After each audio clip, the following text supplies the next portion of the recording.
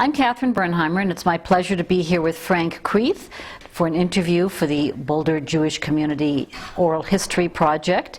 I'm delighted to have Frank Kreith here to tell his story of life in Boulder, and we are going to start in 1959, even though the journey that got you here in 1959 is an interesting story that we will hopefully touch on later.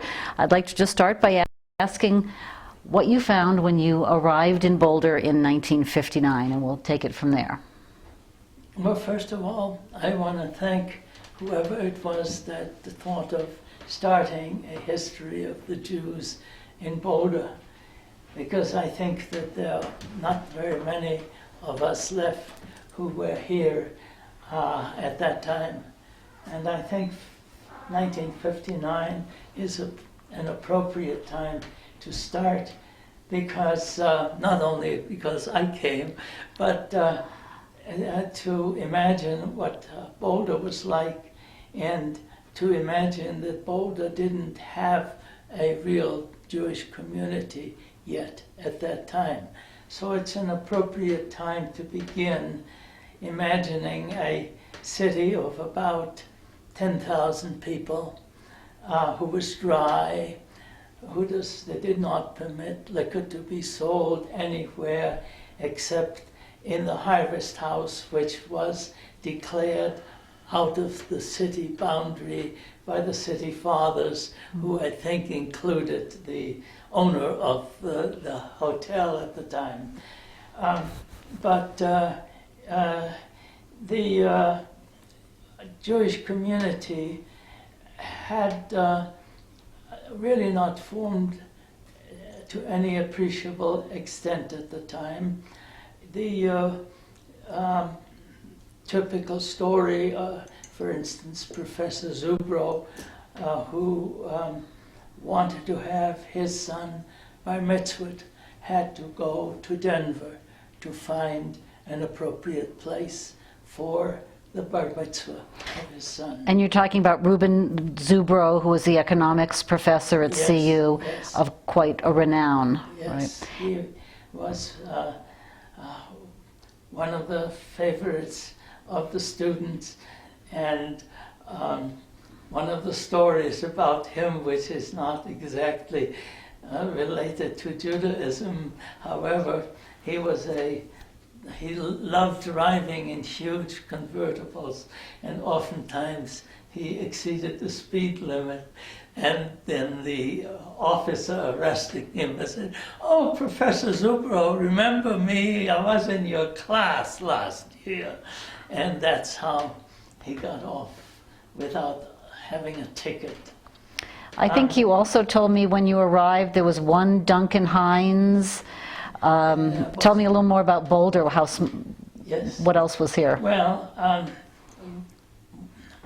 we lived at the time in Bethlehem, Pennsylvania, and our parents, both of our parents, lived in California. And if you remember the greasy spoons, there were many of those on the way between Pennsylvania and California, and Duncan Hines usually picked the least greasy, and the one that he picked for Boulder was the drugstore, and that was the place where we had lunch.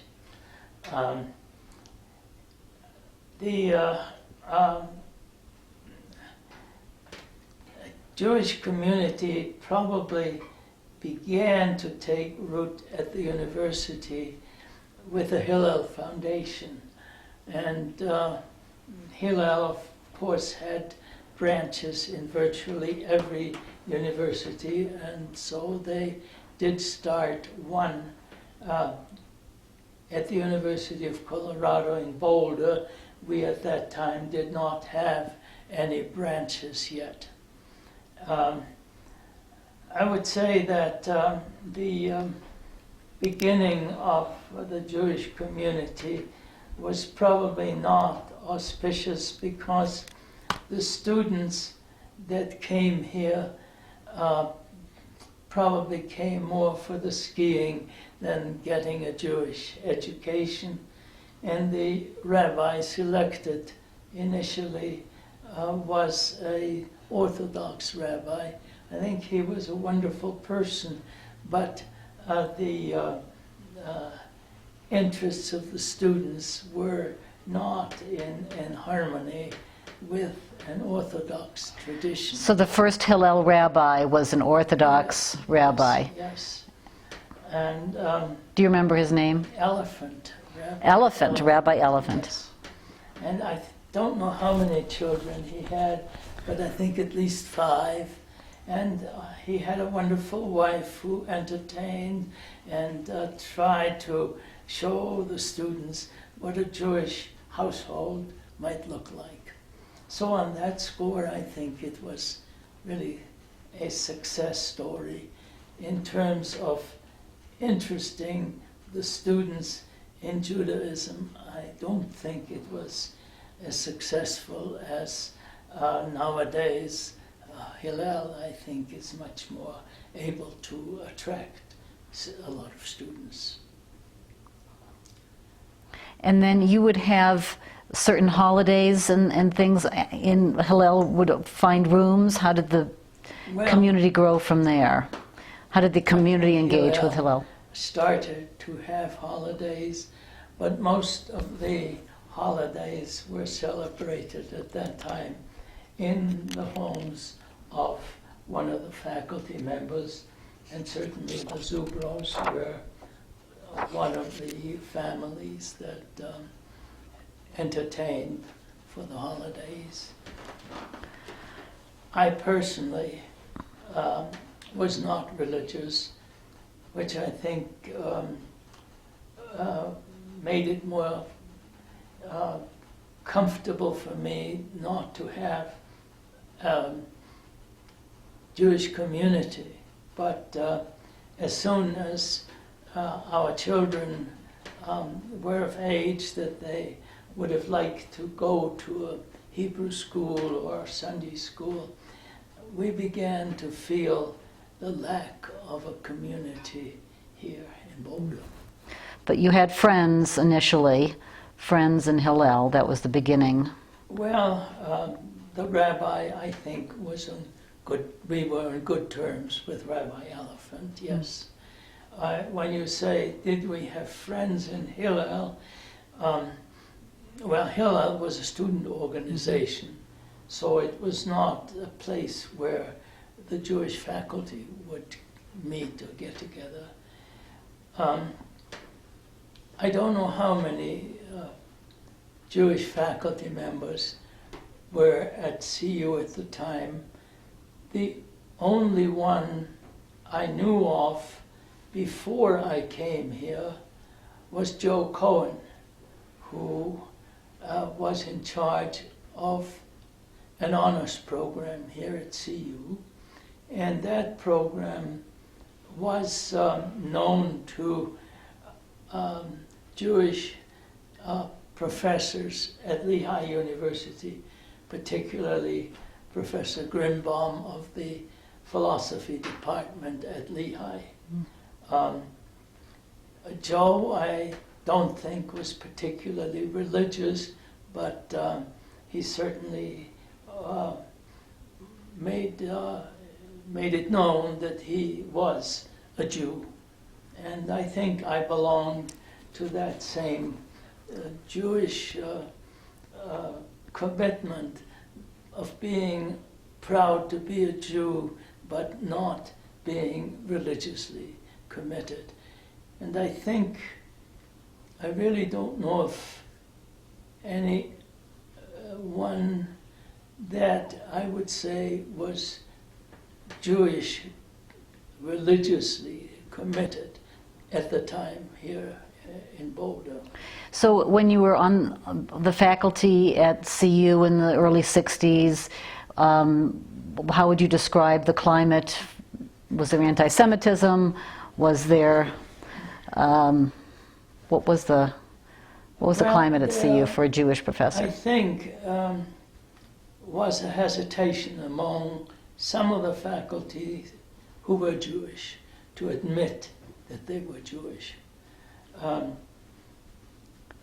In fact, I won't mention the name right now. There was a professor in the civil engineering department, and I once came to him with one of those boxes for Tzedakah? contribution, Yes. yeah, Hadassah, and he essentially said that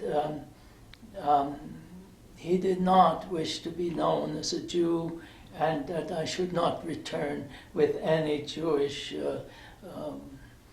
causes.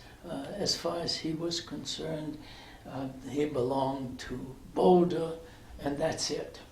Mm-hmm. There were, well, I mean, this was not typical, but there was another Jewish professor, also in civil engineering, whose father had been a rabbi.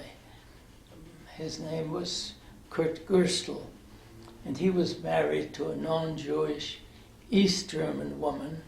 He was also rather hesitant to engage in Jewish affairs, and it wasn't until long after his wife died that he came to me and wanted to sort of find a Jewish companion, and that was the time he told me that his father had been a rabbi.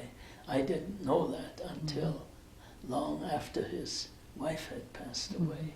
So you can see that the Jews did not go out of their way to proclaim their Jewishness at the time. Mm-hmm.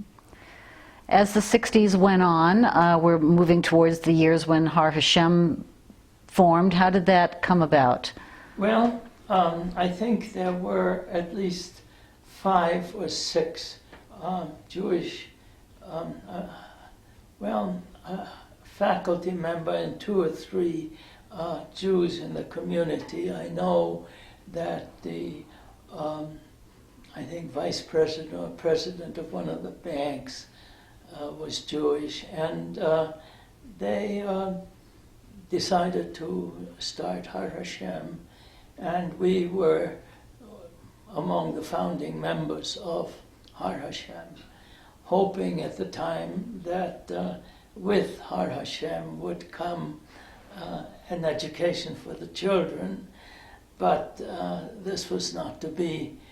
The rabbi that was selected again was quite strict and orthodox, and I think he saw his role more in bringing the Jewish consciousness of the community out of the group of semi-committed people, and he was far less interested, if at all, in providing education for the children, which was very disappointing to us at the time. Mm-hmm. And, as a result, our main reasons for being members of Har Hashem were not realized, and we sort of slowly became less active and then dropped out. Mm-hmm. So your children, tell us how your children were raised here in Boulder with Jewish identity? Well, they had quite a number of Jewish playmates. Mm-hmm. For instance, my younger daughter was interested in dance, and the prominent dance professor, Professor Cohen, was Jewish, and her husband, who live in this neighborhood, and I think we're one of the earliest people to build a house, buy a house, right here in this neighborhood. This neighborhood being above Chautauqua, yes, close to the university. This neighborhood was started by a economics professor, not Reuben Zubro, but he, as best as I know, owned many, many acres in this area and subdivided them and started well, it was a community at the time. We were quite friendly, but it is located close to Chautauqua. It's located above Boulder. You look down on Boulder and you can see the Flatirons on the other side. So it was a very lovely place to live. And Your children, so we'll pick up again with your, okay. So you were telling me about your children growing up and having Jewish friends, including the dance professor's yes. children, and Well, the daughter of Professor Cohen also was a dancer and the same age as our Judy. And the two were very good friends and still are best friends. And I have many photos of them being involved in dance concerts here in this area. but they didn't have the benefit of a Jewish education, No, you're they saying. did not. So after you moved away from Har Hashem, and the children were already getting older, did you engage in Jewish life in any way in Boulder? But I think we participated, certainly we participated whenever someone invited us for one of the Jewish festivals. And we did have small groups at our house in a semi-religious fashion, more to celebrate Jewish history than Jewish religion. And I think Jewish festivals, at least some of them, lend themselves to the concept that you are proud to be a Jew without having a religious commitment. And quite frankly, having grown up at a time when many of our friends and relatives were taken to concentration camps, and many of them perished there.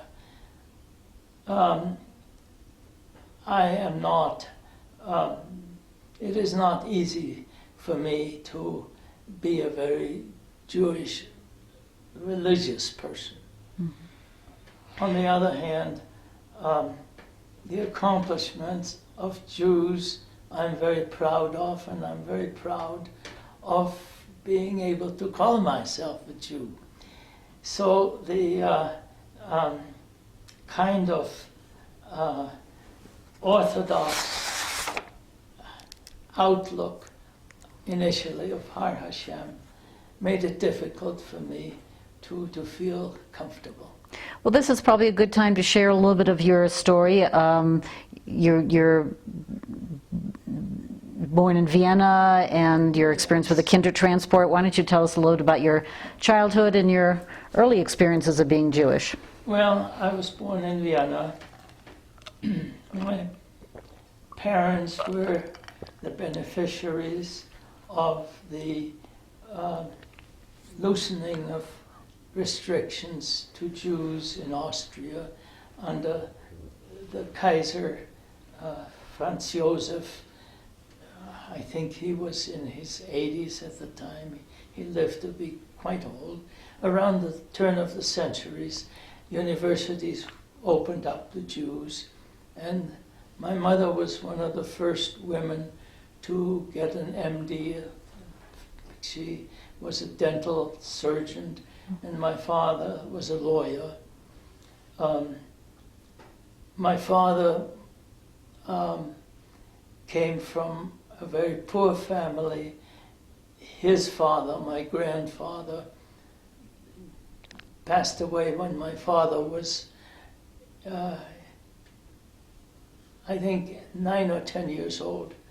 And his mother earned a living, bare living, as a seamstress. And he had his work. He had to work his way through school. he was member of a Jewish fraternity in Vienna and fought several duels, and he had several scars from the days of his dueling, and he was quite proud of those scars. He was also an officer in the Austrian army, and I have photos of him and my mother in a setting that was more becoming of a Austrian officer than a Jewish person. Highly assimilated, as was very common at the time, right? Yes. Very assimilated. I do were, if you'd like to. So you were born in 1922 in Vienna, right? And you were telling the story of your family. On my mother's side, the family was very religious. In fact, I would not call them Orthodox, but they kept a kosher home, and their origin was in Slovakia, where my grandfather owned some cattle, and from what I heard was a horse trader, and I mean real horses, the big horses that were used in those days for Draft horses. agriculture. My mother was not brought up very religious, or she at that time was probably a free thinker, but she had deep, deep religious roots that I think created some real problems for her and for her children. We were, you would call, middle class, and when Hitler came to power in 1938, my father was still convinced that as a former officer in the Austrian army, the anti-Semitic laws and the anti-Semitic attitude of the Hitler regime would not affect him. But of course, As an Austrian. He thought as an Austrian. And, but of course, he was dead wrong. Very soon after Hitler took over Austria, the laws prohibited both my father from practicing law and my mother from having patients that were not Jewish. So that meant pretty much giving up her practice. So at the time I was going through high school, it became very clear to me that my future in Austria was in jeopardy, and I started looking for ways to leave Austria, which was not something that my parents, I wouldn't say disapproved, but they did not share that urgency that I had. I am going to get out, come hell or high water. And so when I learned of what today is called the Kindertransport, it was an opportunity to leave Austria and be taken in by a family in England. I immediately signed up. How old were you? I was 15 at the time, and my aunt, who was married to a rather famous man in the opera field. He was the librettist for Puccini, and he had friends and connections all over the world. And my father persuaded him and my aunt to leave the night Hitler crossed the border. They had a car, they left and went to Switzerland and then to America, to the United States. And she had a business friend in London who gave the necessary affidavit for me to be part of the children's transport. He arranged for a family in London to take me in. And how long were you in London? Well, I arrived in London the night Hitler marched into Prague. March 13th, 1939. Yes, March 13th. And I think when I looked out the window of the train that took the children to Holland, I could see the Panzer, I could hear see the airplanes, and I knew that this was the beginning of war, that Hitler would not stop. He had taken the Sudetenland, he had taken Austria, and now he was gobbling up the rest of Czechoslovakia. And that was after he had promised Chamberlain peace in our time. Well, there would be war in our time. So you were in London during the war years? I was during the beginning of the war. Actually, I was not in London. I think that the family that selected me did not expect. I was 16-year-old at the time, and they do not feel too comfortable with an older boy in their family.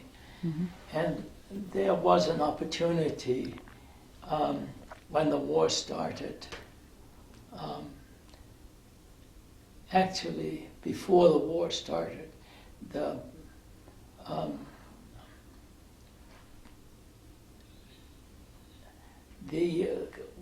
fact that war was coming was clear, and the British began to call up some of the eligible people, and they needed help in the agricultural field. And if you volunteered to go as a field hand to some farmer, you were allowed to work, because all the children had to promise not to work in England, because that was one of the conditions of the transport. It would not impinge upon the British unemployment picture. So I went and lived on a farm in Wales. And then you arrived in the United States. Well, when the war started, I foolishly wanted to join the Royal Air Force, and they kind of were not exactly thrilled by having a 16-year-old come to the office where they recruited people. But the woman on the farm, a wonderful person, knew someone who had a factory that made parts for the Royal Air Force. And I had gone to school to learn a little bit about machinery. So I applied, and they took me in, and I became a machinist. And I learned, and I was working on what was called the spanners of the Blenheim bomber. They tightened the propeller on the shaft. So And- I did get a chance to help the war effort, and in the meantime my parents managed to get to Portugal, and on the last ship, America was not yet in the war, and on the last ship that left Europe for America, they were able to come to America. And then you joined them Well, eventually. not for a while. I had brought my small sister, my youngest sister Susie, on another children's transport to England. They were a doctor in Brighton took her in, and we stayed in England for a while. But during the war, we managed to then come to America. Why don't you tell us a little bit about your academic career, because then you moved into the United States. I know you worked swing shift and finally got engineering degrees at Berkeley. And Yes. let's tell us, you had a... Well, I had not finished high school, and when I arrived in the United States, my parents were in New York, and there was a black high school. We lived on 89th Street in Central Park, and that was close to Harlem, and there was, and Harlem was a black community, and there was a high school called Harlem Harlem High School. Harlem High. And my mother somehow managed to get me enrolled, and I had gone through part of gymnasium, but I knew more than the seniors in high school. So after 3 months, I got a diploma from an American high school. And that allowed me to start college. And I worked for many years on a night shift for various companies that made cameras, mostly for Hollywood. Now, at the time, I had moved from New York to Hollywood, where my best friend from Vienna had moved to with his parents. And so I started going to college and managed to get enough credits to qualify for a junior level entry at an engineering school.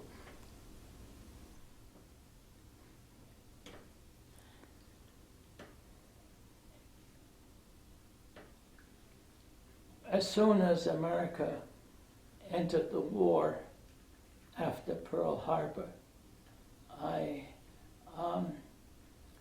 wanted to somehow become involved with helping the war effort. But I was declared what is known as 4F due to an asthma condition that I had developed.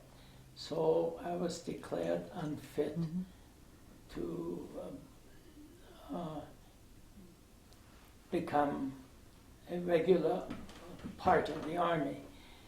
And I decided that I would try and finish my engineering degree. And that, to do that, you had to move to Berkeley because the University of California did not have an engineering program in Los Angeles at UCLA, where I had been going to school. And that's when I moved to Berkeley and started my degree program in mechanical engineering.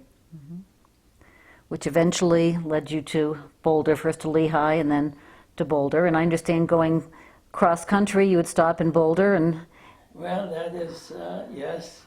And you always asked for a job?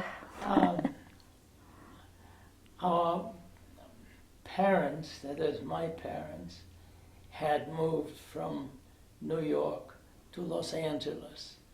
And in Los Angeles, they met Marion's parents, who had been there for some time after immigrating from Cuba, or immigrating from Germany via Cuba to the United States. And I'm sure Marion will tell you more about Yes. her story. But our parents knew each other, and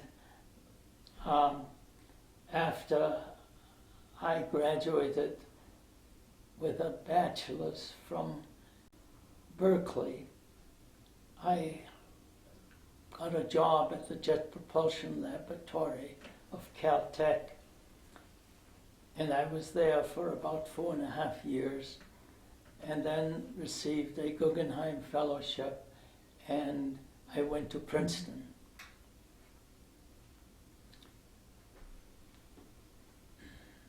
From when you were teaching at Lehigh. Was at Princeton, and during vacation always visited my parents in Los Angeles. And after I completed my Guggenheim Fellowship, I was offered a faculty position at Berkeley. And on the way from Princeton to Berkeley, stopped in Los Angeles and met Marion. Mm-hmm. Well, you might say it was not exactly an arranged marriage, but our parents certainly were quite pleased that we met. Mm-hmm. And I moved on. I had to move up to get started at Berkeley. So we decided that we would get married halfway between Berkeley and Los Angeles, and met in Monterey a few weeks after I started at Berkeley and got married. Okay. Now you're Okay. So let's move ahead to you. You had stopped at Boulder. You always wanted to get a job here. You were offered a job, and that's how you wound up coming to Boulder. Is that the That's story? right. That's the story. On my way to visit my parents, I always had to drive over the pass. Which was the pass that was open at that time? Loveland Pass. Loveland Pass. Yeah. So we had to drive over Loveland Pass, and on the way I went through Boulder, saw the skiers, saw the mountains, and fell in love with the place. And you managed to So- get hired. Tell us the story of how you managed to get hired at CU. I unfortunately did not get tenure at Berkeley and went to teach at Lehigh University. And on the way to visit our parents every summer, I would stop at the University of Colorado and ask whether they had a faculty position open. And they told me no. At that time, the university was not interested in the research. They wanted teachers, and clearly I had published in the peer-reviewed literature, so I wasn't exactly the person they were looking for. But lo and behold, after 5 years of trying, I got a letter saying that yes, there would be a faculty opening, not in mechanical, but in aeronautical engineering, and they would offer me a full professorship if I came. So I And you came to arrived. Boulder. Wonderful. So you already told us. You already told us a little bit about what Boulder was like when you arrived here. Yes. So here we are all these years later, from 1959. What do you think are the biggest changes you've seen both in Boulder in general and in the Jewish community and the university? Well, that's quite a mouthful. You can take them one by one. The Yeah. Jewish community, the bigger community, and the university. Well, let's talk about the university and the Jewish life at the university. Okay. I think that with the growth of the university, also the quality of education improved, particularly after Craig Newton declared, so to speak, that this would become the Harvard of the Rockies. A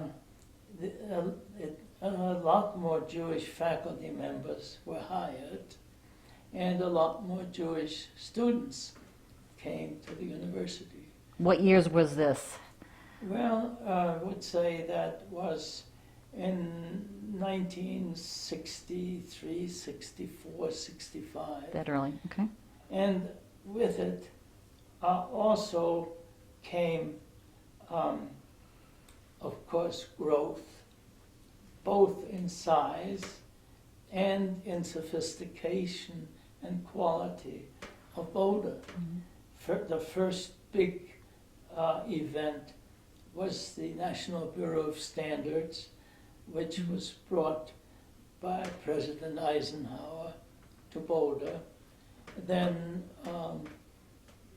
the National Center for Atmospheric Research, and I suppose with each of these centers of learning came a lot more Jewish engineers, scientists, what have you, that wanted a more traditional Jewish life in Boulder.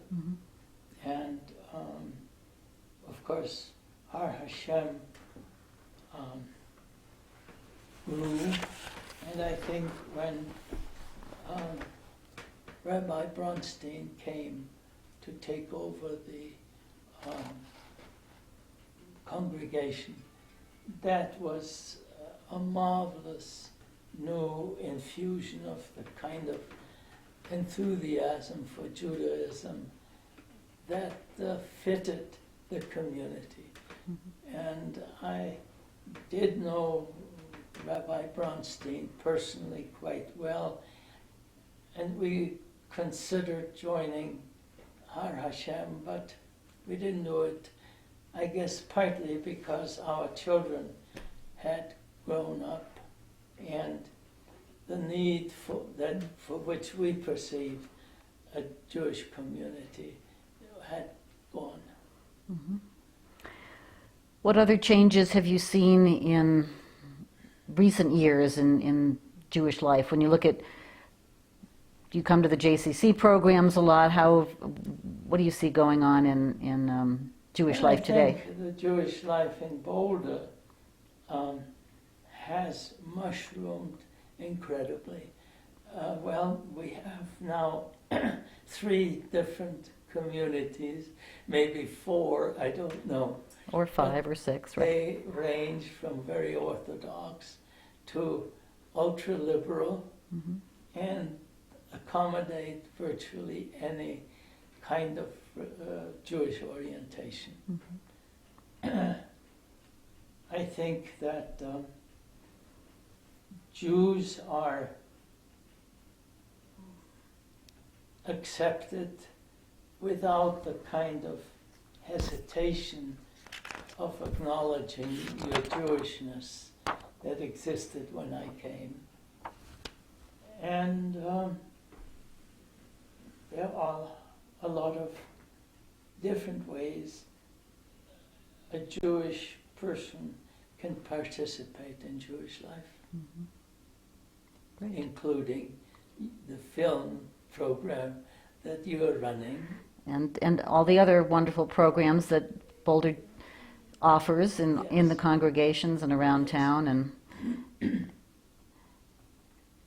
and you feel like at this point your Jewish life in Boulder has been a journey sort of back, right, to more connection than you. It gives us an opportunity to connect more easily with other Jewish people, to have the films and programs and lectures that are of interest and that fit the kind of background that both Marion and I bring to Judaism. Well, we need to get Marion in here. So is there any Jewish life in Boulder over from 59 to 2013? Catherine. Okay. So is there anything from 1959 to 2013, any other conclusions or observations you want to make about what you've seen in the Jewish community? Well, I think there is, of course, the existence of Israel that has given the Jewish community a focus, and both Marion and I believe that the creation of Israel has been, for us living in Boulder, has given us the kind of assurance of Jews being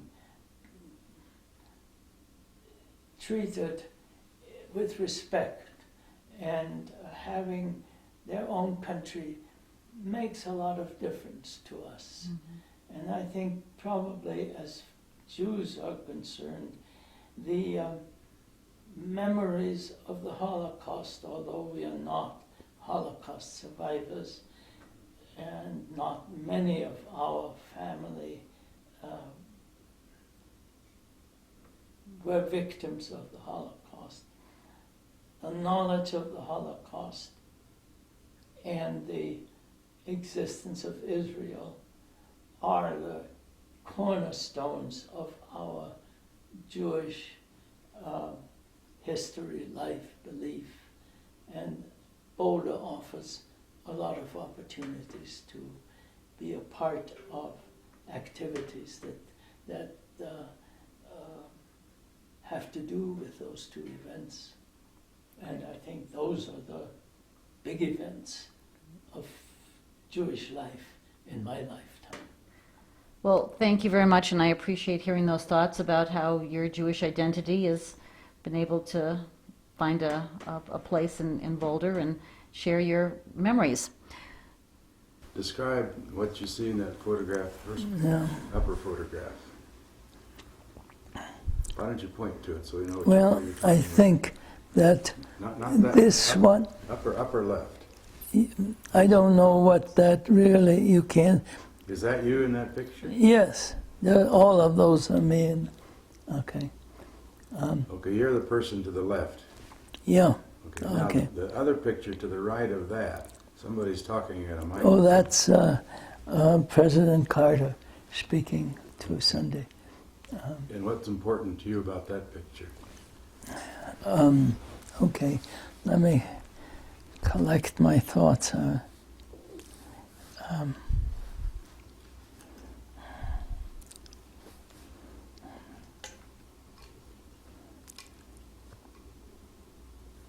Are you in that picture? No, but it has another significance. What about the picture just below that? Yeah, well, that is me and Carter, but give me a moment.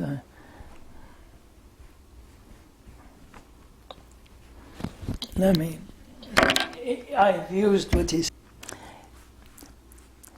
In May of 1978, in celebration of Sunday, President Carter visited the Solar Energy Research Institute, which is now the National Renewable Energy Lab.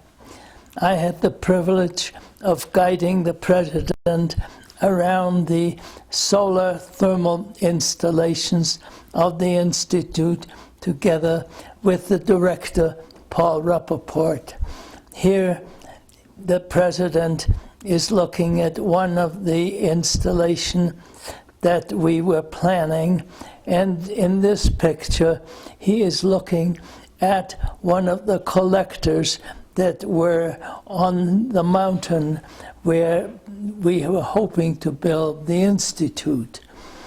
Here the president is making his address for Sunday, which contained the memorable quote, "With the exception of war, the energy crisis is the most important problem that our generation will face." I have used that as the motto for my latest book, Principles of Sustainable Energy, which I dedicated to the possibilities of our being able to build a sustainable energy system in the future.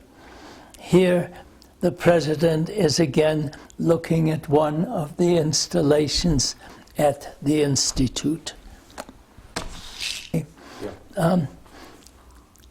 This is my grandson's description of the picture here. And it says here, "My dad is Mike Kreith from Colorado, and my mom is Joe Pender from Offaly, Ireland. My dad's grandparents and great-grandparents, as shown in the picture, were Fritz and Elsa Kreith, and the accompanying picture taken around 1915 shows them both. Great-granddad is dressed in the uniform of the American Army, of the Austrian Army. Yeah. On the running board. Yeah. These two pictures show my aunt, the opera singer, and her husband, the librettist for Puccini, on their touring car, which they used to escape from Austria the night Hitler marched and occupied the country. Frank, what's this a Okay. picture? This picture shows me and Professor Garraway from Israel in front of one of the large solar collectors, which was built by one of my students and former employees here in Colorado. Professor Garraway and I started a course in sustainable energy at the University of Colorado, a course that is now being taken over by the next generation. This is a photograph of the 5th class in the Döblinger Gymnasium, which I attended until Hitler denied access to Jewish students to high schools in Vienna. This picture shows both the Jewish students and the non-Jewish students in a class, and the picture of this Professor Hruby is going to remain with me because Hruby was one of the few people who valiantly stood up to the separation of Jews and non-Jews in the gymnasium. Here you can see me in the short-sleeved shirt with lots of hair. Very good. Oh, wait, no, put that back. Again, who they are, Frank. Yeah. This is a photo of my parents. Fritz Kreith here, a former lawyer, and Elsa Kreith, born klug, meaning very clever, a former dental surgeon in Vienna. They are visiting us in this photo in Boulder, Colorado, in our home near Chautauqua. Speaking in general, what is this? It's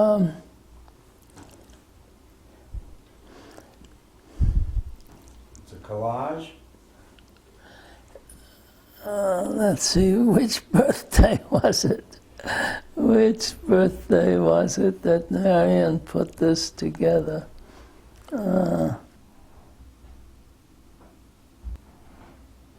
Marion, the collage was for which birthday?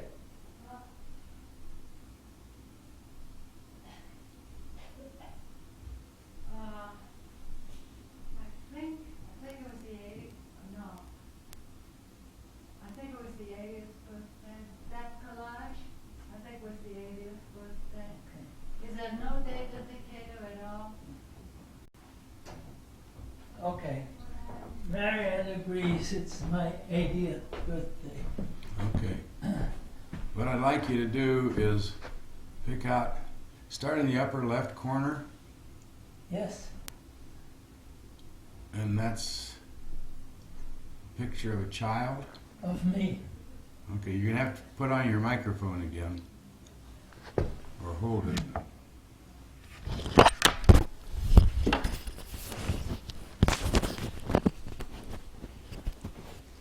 You can just hold it, Frank, if you want. Well, it's a little easier to.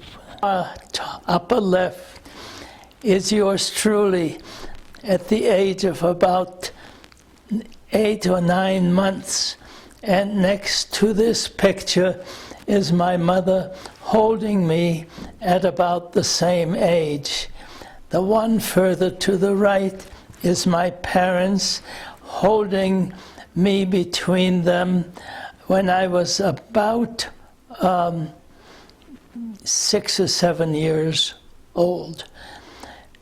Here, about 11 or 12, in a typical lederhosen, and then there are pictures of me in Vienna, and this picture here, I think, is of myself in Princeton.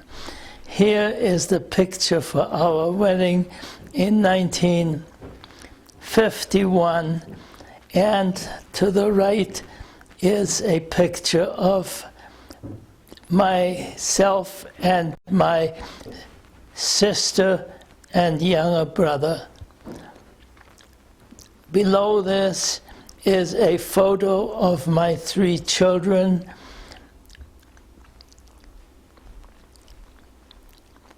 My son and his sister, and here is myself holding my first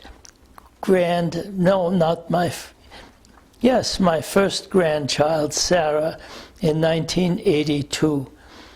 This is a photo of the entire family before there were any grandchildren.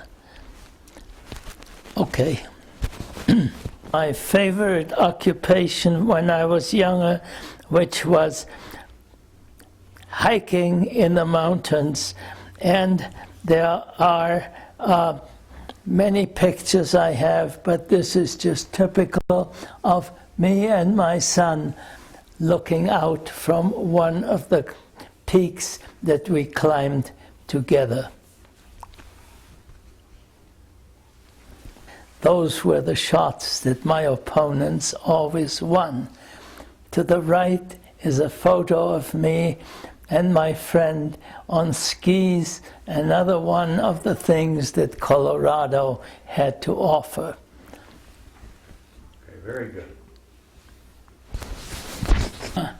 This is a photograph of my giving the talk on the occasion of receiving the Washington Award, which is an award from a consortium of 7 different engineering societies.